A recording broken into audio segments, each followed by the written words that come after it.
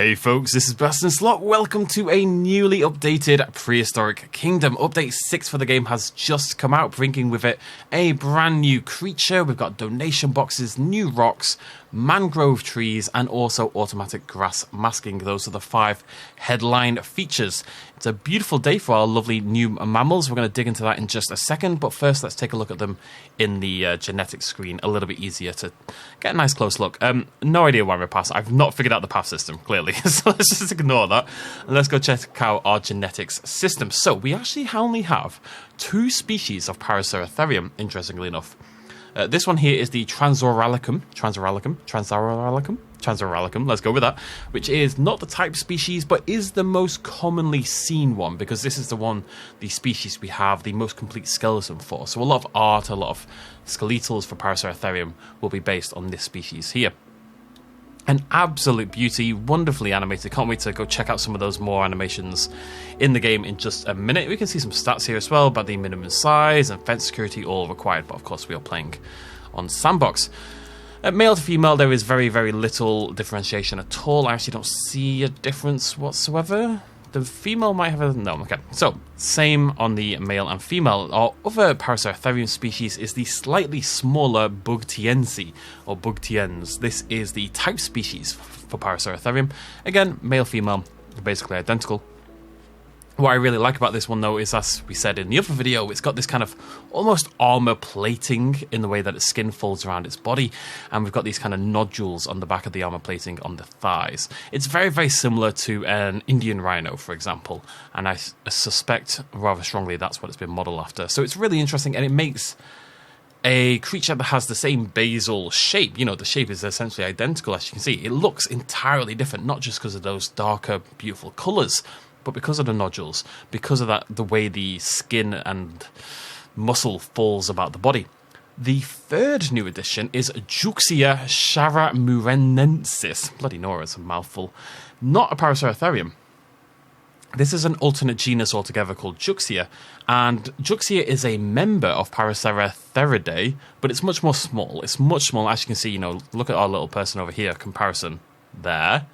Boop. So it's barely. It's like large horse kind of size, I would suggest. Again, the body shape is roughly the same, although we've got a bit more of a nodule here at the front of the snout. But of course, we've also got that mane there as well, bringing it, again, more in line with, say, a modern horse. And again, largely similar male and female visually, but the female is a little bit smaller with our Juxia.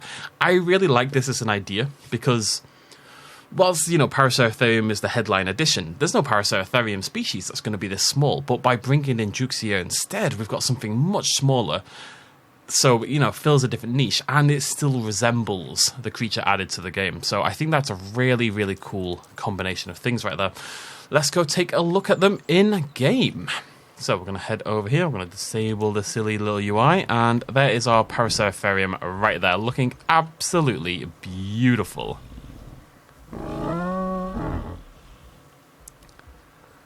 Just want to watch some of these little animations. I love the way the top lip quivers, you know, this drooping, overhanging lip it's got there on the very, very front, the little wags there off the ears, and little individual motor control the ears as well, which I always love to see in our mammals. It really is a beautiful looking creature, absolutely gigantic. You know, this is, you know, up there with some of the larger creatures in the game already. And let's see what else it can do here. See there, just raising that upper lip, not using it just for calls, but just raising it. Just, you know, you get a little scratch on your lip or something like that, you want to mess around with it a little bit, why not? We've got a eating animation going on over here, actually. That prehensile almost tongue, muscular wrapping around the foliage there. Really, really nice animation. And again, the upper lip always flailing outwards to let that tongue get hold of the foliage. One absolute beauty. Really well animated. The texture work, as you can see, is absolutely top notch. One of my favourite creatures in the game. I think this looks really, really good. Really chuffed to seeing it in game, actually. We've got a drinking animation over here. Drinks kind of like a giraffe, more than anything else, you would say. So this is our Bugtiensar, whatever you want to call it. Our type species, slightly small, but as you can see, we've got that, again, armour-esque plating there all over the body. Much more segmented than it is on our other Paraceratherium over there. What are you up to, buddy? Gotta remember, Paraceratherium is, they hope, the last creature. This is not even, you know, they're not fully developed. You can see how they're turning a little awkwardly now and again. That one's just risen from the water. Magic, I think it was lying down, but it looked like it was like the lady in the lake or something like that, majestically rising out of the lake. But yeah, it looks fantastic. Future creatures should have a larger suite of animations and locomotion and stuff like that. I think Paraceratherium is meant to be the last of this bunch. But an absolute beauty. And of course we have our Juxia as well. So not a Paraceratherium, but an alternate genus altogether. Much, much smaller. You could, if you wanted, just pretend it's a juvenile. You know, there's nothing stopping you. It's your life. Do what you bloody want, ladies and gentlemen. You could pretend it is a juvenile Paraceratherium, at least until we get the ontogeny system in the game. But yeah, camel, horse, right? I mean, technically, it's a hornless rhinoceros. But resembles more like a camel horse rhino hybrid kind of thing. Very cool. Love that fur shader is exceptional, as it always is. Really highlights the individual strands there, almost blowing in the wind as it trots along slowly. Walks along, I guess. It's not really a trot, is it? Love that lip movement more than anything else. It's really good. Those individual ear flicks. Oh, it's time for a little scritch scratch. Yeah, the animators have done a wonderful job as well. It's the animations that really, like, obviously it's really beautifully modeled. The textures are fantastic. Both of those things are always true for Prehistoric Kingdom, but it's the sounds and the animations that kind of then bring those things to life. It's a collab between all four, really. Those are the main things. And then you've got AI and locomotion and everything else and all these little details. It really does feel like a real animal. It's really impressive. I love those little ear flicks. Oh, and a little head shake. Okay, right, I will spend all day staring at these things if given the opportunity, so we should move on at some point. There is more to showcase in Update 6. Again, this is a free update if you own the game, which, by the way, is 20% off right now on Steam. You should definitely go check it out. We'll link it down below in the description of this video. You will get all of this for free and any future updates until, you know, 1.0 is hit, and then who knows past that. So, I want to show you some other things. We have donation boxes over here, as you can see. So this is a large, I think, yeah, this is the large donation box. As people donate to your Paraceratherium exhibit, this donation box is going to fill up with coins over and over again until it eventually physically reaches the top. You will see it physically fill with coins, and these get emptied once a month. So for little exhibits, you only need, say, a smaller box like this one over here. And for big exhibits, you're going to want lots of big ones, and you'll research these using the research system. And your guests will come in and they'll donate, and that's where your money will come from. So it won't any longer just be like this constant flow kind of thing. You're going to want to make sure you've got enough donation boxes. Have I been calling them research boxes? You're going to want to make sure you've got enough donation boxes, because if it's physically full, people won't actually be able to donate any more cash to that box. So it's important to get a good mix. That's the medium one, and of course we have a little baby one over here, which is the one you'll have when you first start out, and you've got your little, you know, your Protoceratops or your Homolocephaly or whatever you're kicking things off with. Again, really well modeled. They've got a nice, solid, rugged feel to them. It very much feels like something you would see in a zoo, which is important for a zoo game, weirdly enough. Right, okay, so that is 2 out of 5 things. The other big thing, and this is kind of huge, is rocks have changed. So, let's go into our modular pieces here. Let's go into our rocks and sticks and scroll down to our rocks. So you see now these have got names. These are all called igneous, and these are the ones in the game at the moment. Let me just turn that off for a sec. Now the big change is, there's 2 big changes. First of all, they've been remodeled and retextured a little bit to kind of blend more in with the rest of the game. But the other big change is that the texture, which you can see here is still really nice, should in theory work insane. You can see how it's kind of, if you look at the texture, it's kind of like a map. How do I describe it? It's like a big sheet that just extends, or the texture kind of replicates in a way. I don't know, it's hard to describe. But my point is, at any size, the rocks should retain really good texture, basically. So you'll be able to scale these up massively, and nothing's getting stretched. They should retain the good texture that they have. They look really good. So there's some new ones as well. We've got these, it's hard to tell which one's new. I think you're new. Some of them have just changed a little bit. We've got all these cladding ones now. Ones that are going to be really good for making buildings and stuff like that, and making exhibits really is the kind of thing we're talking about. There's more sort of straight ones and square ones and stuff like that. But that's not the only change to the system. So I forgot, of course you can change the colour over here if you wanted to. We have a new substrate system as well. So let's pick a nice big rock here. You've got a nice big rock. He's called Dave. And Dave is going to sit in a mossy, wetland sort of environment. So you come down here. You see we've got the moss one here. You click, and there it is. And if we rotate Dave, as you can... Is that rotate? No. If we rotate Dave, as you can see, the moss moves. So it always stays at the tippy top, which is really, really cool. So Dave is mossy on the top always. And we can take that one step further.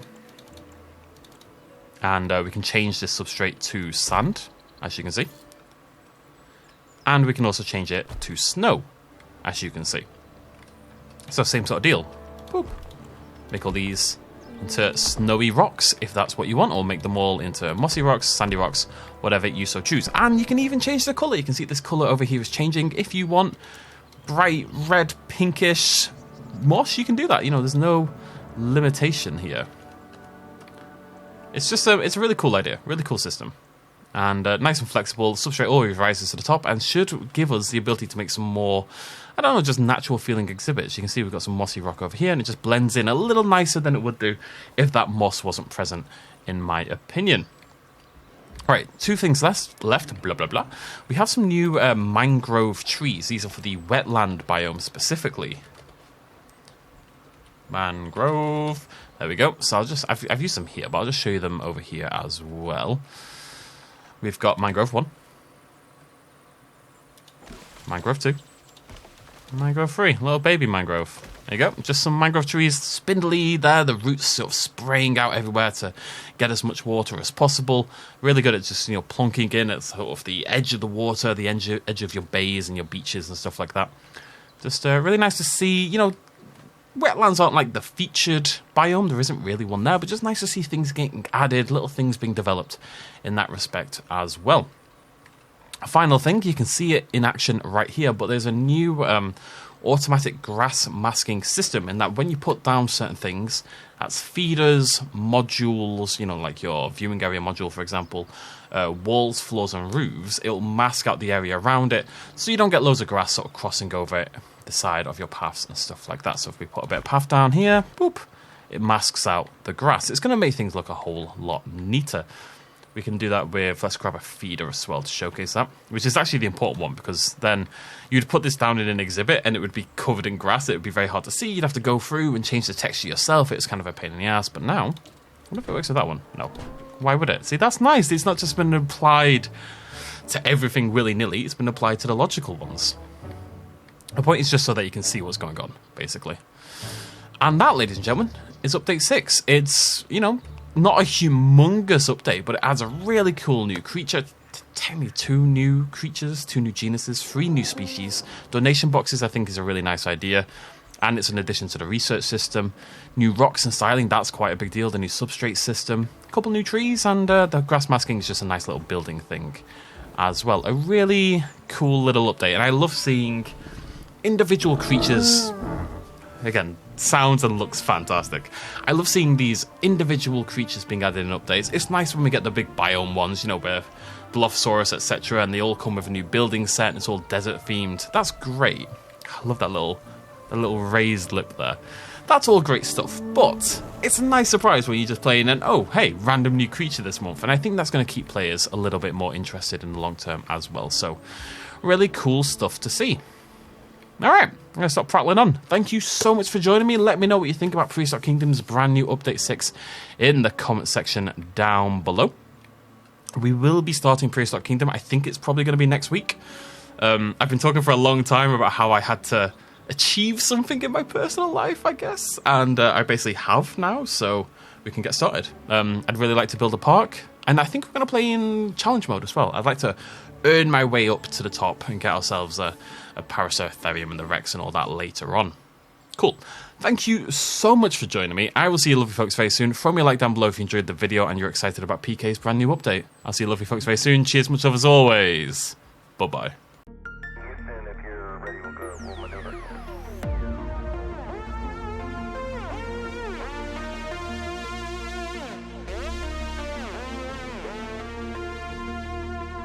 reaching out.